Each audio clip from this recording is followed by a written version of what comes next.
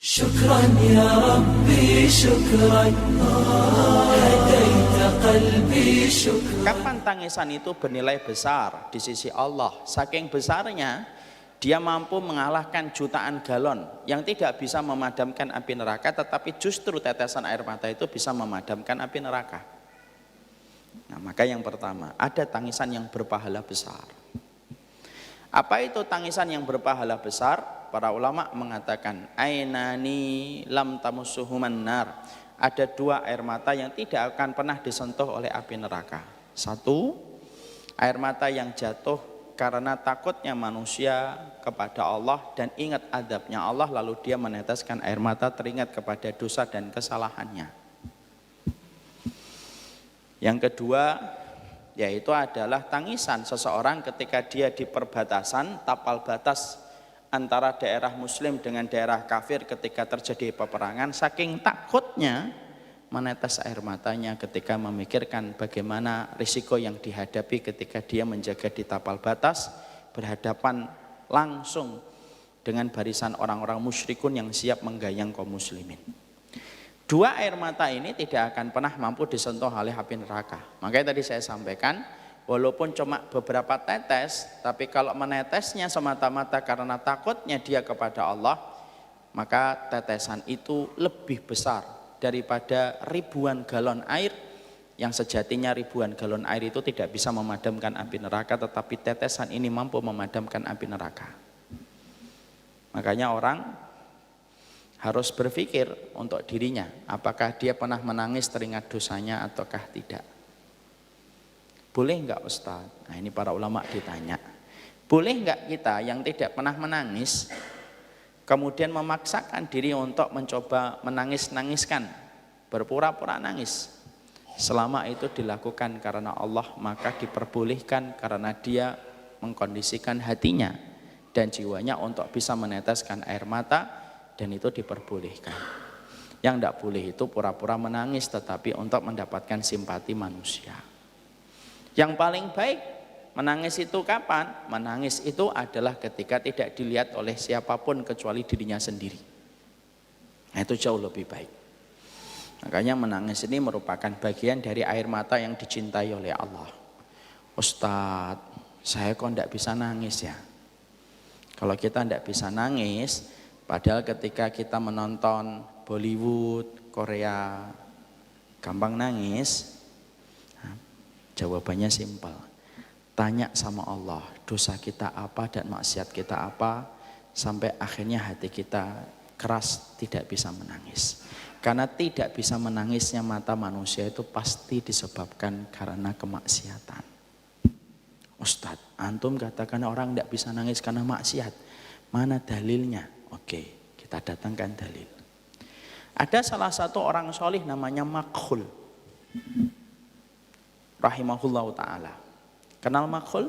Pasti tidak kenal Makhul. Makhul ini seorang ulama besar. Makhul ini pernah saya sampaikan di dalam kitab Tazkiyatun Nafas. Makhul ini sholat di masjid jami, masjid besar. Lalu kemudian ketika sholat, di sampingnya ada orang nangis ketika sholat. Siang hari disaksikan banyak orang.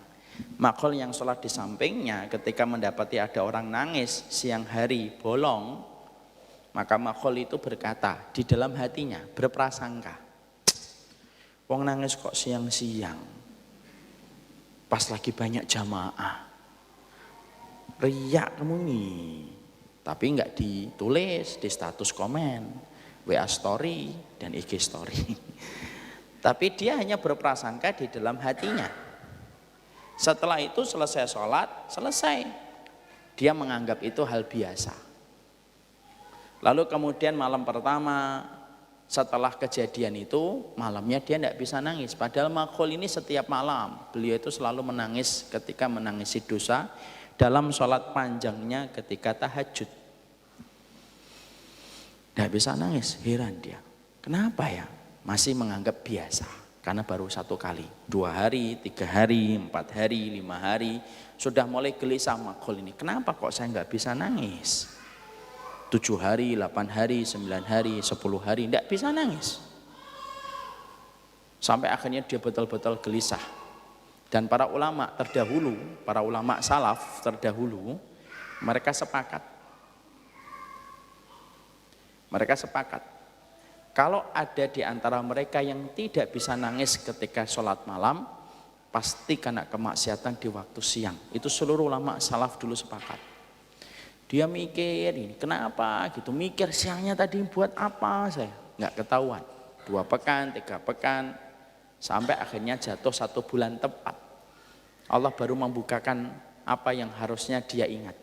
Dia tiba-tiba malam itu tidak bisa nangis, sedih, tapi sedihnya itu tidak bisa meneteskan air mata. Allah kasih ilham. Tiba-tiba dia teringat kejadian 1 bulan yang lalu. Dia teringat ada orang yang dia prasangka dengan prasangka yang buruk, bahwasanya orang itu berbuat riya, dan dia prasangka ini riya orang ini.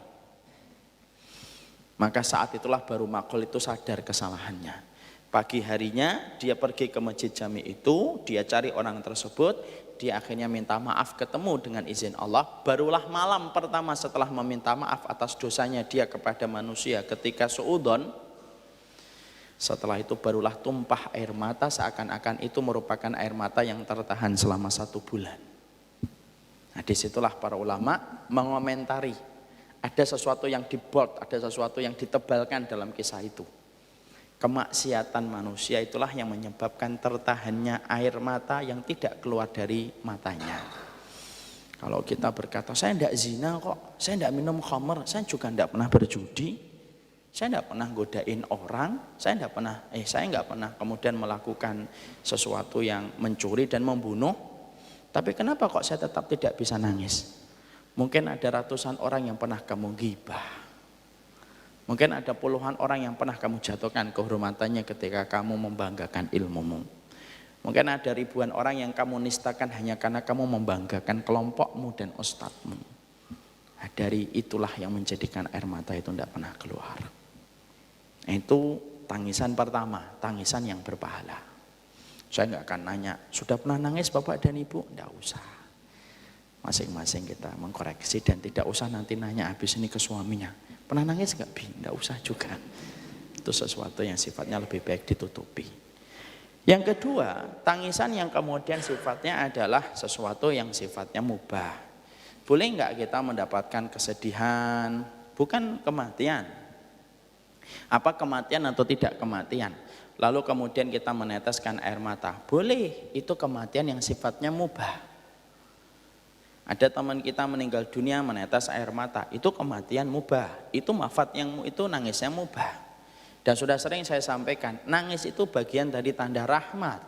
Sebagaimana ketika kita menjumpai Ibrahim putra Rasulullah meninggal dunia, lalu digendong oleh Nabi, karena kalau anak kecil proses mengangkat jenazahnya menuju ke alam kubur tidak ditaruh di atas keranda, tapi cukup digendong dengan kedua tangan bapaknya. Digendong begini.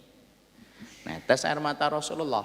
Ada seorang sahabat ketika melihat tetesan air mata itu berkata, "Ma hadhihi dumu ya Rasulullah." Ini air mata apa ya Rasulullah? Lalu Nabi mengatakan, "Innal uyuna tadma wal quluba tahzan. Wala nardo illa biqada'i rabbina." Mata punya hak untuk meneteskan airnya, hati punya hak tergores dalam sedihnya, tapi kami tetap lapang dan ridho terhadap keputusan takdir Rabb kami. Nah, itu merupakan jawaban Nabi. Maka menetes itu termasuk perkara mubah. Kita kemudian menjumpai tiba-tiba kita ditipu, sudah susah payah kita berikhtiar mengumpulkan harta kita, kemudian kita ditipu.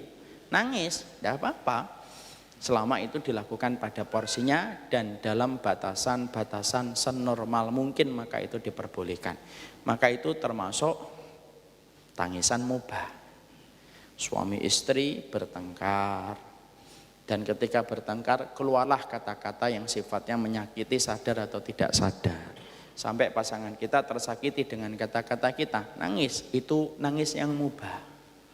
Itu tangisan adalah tangisan yang mubah. Maka itu termasuk tangisan yang disifati dengan kata mubah. Jadi ada yang dianjurkan, ada yang sifatnya mubah. Ada yang ketiga, Pak, tangisan yang kemudian tercela dan berpotensi menjadi dosa besar. Apa itu? Tangisan yang ketiga yang berpotensi dosa besar itu satu, tangisan yang bersifat kontennya itu konten niyahah, yaitu adalah tangisan ketika sifat dari tangisan itu untuk menggugat takdir Allah ketika dia ditinggalkan oleh orang yang dia cintai.